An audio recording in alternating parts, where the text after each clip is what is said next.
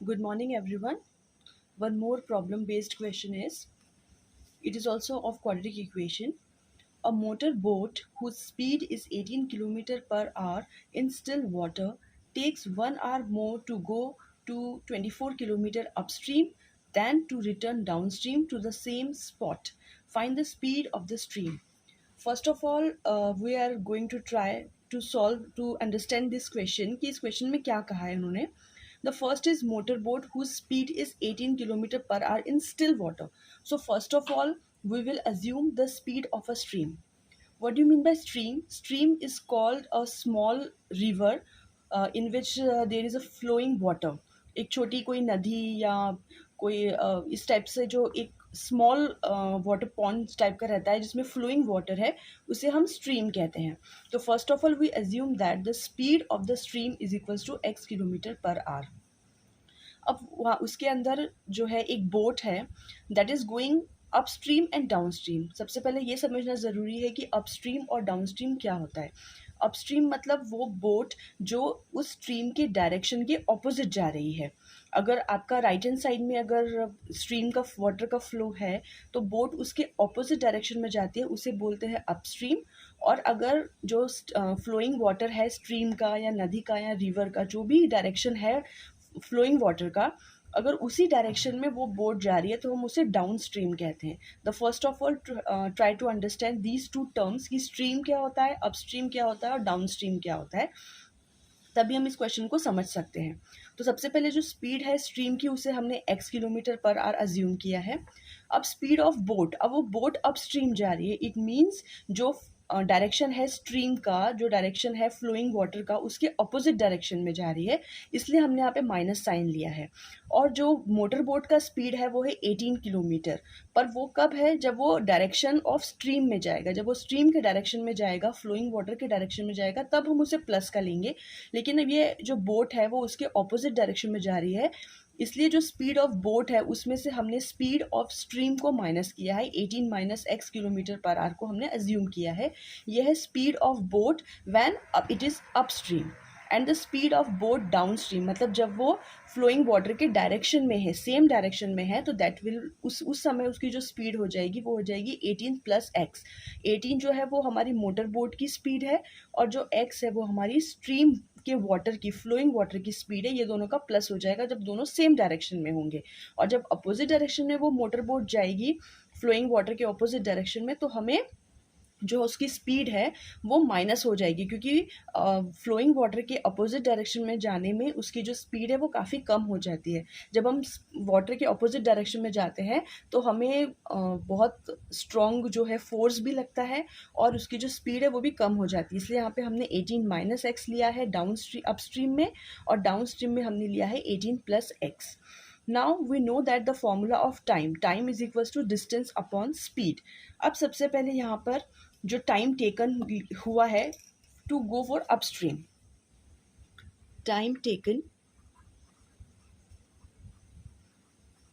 Taken to go upstream. Upstream मतलब उसके opposite direction में जो टाइम होगा वो होगा डिस्टेंस अपॉन स्पीड. तो यहाँ पे जो डिस्टेंस है वो हमारे क्वेश्चन में गिवन है, दैट इज़ 24 किलोमीटर. 24 किलोमीटर की ही डिस्टेंस है, चाहे वो अपस्ट्रीम हो या डाउनस्ट्रीम हो. लेकिन इसमें जो स्पीड है जो हमने यहाँ पे अज्यूम की है अपस्ट्रीम में वो है 18 minus x. This is hours. इतने हमें जब अपस्ट्रीम में जाएगा तो इतने आवर्स उसको लगेंगे. And the time taken to go downstream.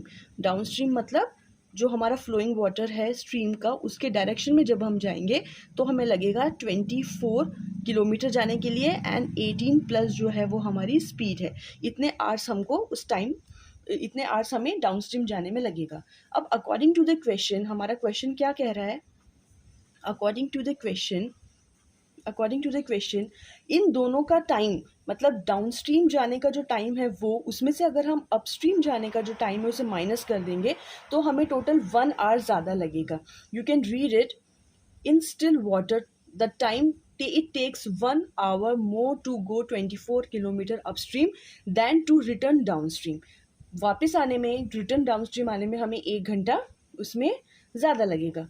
तो इसका 24 अपॉन अपस्ट्रीम की जो टाइम है उसमें से अगर हम हमारा 24 डाउन स्ट्रीम जाने में जो टाइम है उसमें से अगर हम माइनस कर दें, this is equals to 1. This is to the according to the question. अब हम इसे आगे सॉल्व करेंगे. This is 18 minus x and this is 18 plus x. So a minus b, a plus b. It means ये हमारा formula बन गया है a square minus b square का. अब यहाँ पर 18 माइनस एक्स है, that will be cancel out. हमारे पास इसका 24 का जो मल्टीप्लीकेशन है वो हो जाएगा 18 प्लस एक्स के साथ माइनस 24. यहाँ पे 18 माइनस एक्स कैंसिल हो जाएगा, 18 प्लस एक्स कैंसिल होकर यहाँ पे आ जाएगा 18 माइनस एक्स. आपको सिंपल एलसीएम लेना है. अब ये वाला जो साइन है, ये वाला जो पोर्शन है, यहाँ पर क्रॉस मल्टीप्लिकेशन में जाएगा. अब इसे हम ओपन करेंगे, that will be 24 multiply by 18 plus 24 into x minus again 24 minus 18 minus minus plus 24 x. This is equals to, ये वाली साइन वहाँ चले जाएगा. So 18 square is equals to 324 minus x square. अब ये साइन जो है वो है 24 मल्टीप्लाई बाई 18 पॉजिटिव और ये है 24 by 18 negative. So these two cancelled out. यहाँ पे है 24 plus 24x plus 24x. So 24 plus 24 is equals to 48x is equals to 324 minus x square. इसे हम रीअरेंज करेंगे तो हमारे पास आएगा x square plus 48x minus 324 is equals to 0. This is our required quadratic equation. अब आप इसे किसी भी मेथड से सॉल्व कर सकते हैं. यहाँ पे मैंने क्वाड्रेटिक फॉर्मूला का यूज़ किया है और उससे मैं आपको सॉल्व करके दिखाती हूँ using quadratic formula. I hope आप लोगों को रिमेंबर होगा क्वाड्रेटिक फॉर्मूला जो मैंने बताया था. अगर आप फिर से देखना चाहते हैं तो आप मेरे प्रीवियस वीडियोस में जाके देख सकते हैं. तो दैट विल बी, मैं यहाँ सेकेंड पेज पे कर रही हूँ इसका. That will be x is equals to minus b जो है वो है एक्स का coefficient. So that will be minus b means minus 48 plus minus under root b square means 48 square minus 4 a जो है हमारा कोफिशिएंट है एक्स स्क्वायर का, that is 1. And the coefficient of c that is -324 upon 2 into a is coefficient of x square that is 1. अब इसे हम आगे solve करेंगे तो we will get x is equals to -48 plus minus under root 48 plus 48 square. This will be minus minus plus और इनका जो addition होगा वो हो जाएगा मल्टीप्लीकेशन 1296 अपॉन 2 इंटू 1 इज 2. इसको जब आप पूरी तरीके से पूरा मल्टीप्लीकेशन करके सॉल्व करेंगे then you will get -48 plus minus ये आ जाएगा 3600. इसका स्क्वायर ओपन करने के बाद जब आप इसमें एडिशन करेंगे then you will get 3600 upon 2. ये जो 3600 है इसका स्क्वायर रूट मतलब ये 60 का स्क्वायर रूट है. That will be 60 upon 2. So in this way we will get two answers. X is equals to -48 plus 60 upon 2 और -48 माइनस 60 अपॉन 2. तो यहाँ पे हमें दो इक्वेशंस, दो वैल्यूज मिलेंगी एक्स की. इसको सॉल्व करेंगे तो दैट विल बी 6 और इसको सॉल्व करेंगे दैट विल बी -45. अब जो एक्स हमारा हमने एज्यूम किया है that is our speed of the stream. तो जो स्पीड होती है वो कभी भी नेगेटिव साइन में नहीं आती है, तो इसे हम रिजेक्ट कर देंगे. नेगेटिव वैल्यू हमारे पास आ जाएगी. एक्स इज इक्वल्स टू 6 को हम एज्यूम करके चलेंगे. तो जो स्पीड थी हमारी स्ट्रीम की this is equals to 6. So it means 6 kilometre per hour. और यही हमें फाइंड आउट करना था. हमने जो एक्स है वो स्पीड ऑफ द स्ट्रीम लिया था तो वो है हमारी 6 kilometre per our. And this is the question, this is the answer, solution of this question. I hope you understood.